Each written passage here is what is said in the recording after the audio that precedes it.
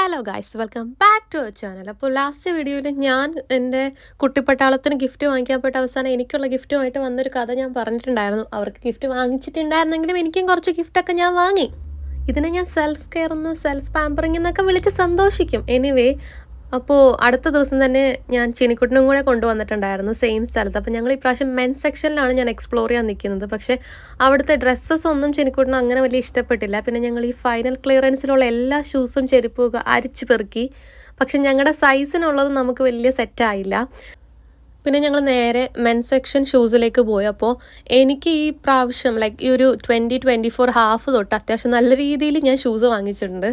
അപ്പോൾ അതുകൊണ്ട് തന്നെ ഞാൻ ചിനിക്കുട്ടിന് ഒരു ഷൂസ് നോക്കാൻ വേണ്ടിയിട്ട് വന്നതാണ്. കൂട്ടത്തെ ഞാൻ ചുമ്മാ എനിക്ക് ഇഷ്ടപ്പെട്ട ആ കളർ എനിക്ക് ഇഷ്ടപ്പെട്ടുകൊണ്ട് ജസ്റ്റ് ട്രൈ ചെയ്ത് നോക്കി. പക്ഷേ ഞാനത് വാങ്ങിച്ചിട്ടൊന്നും ഉണ്ടായില്ല.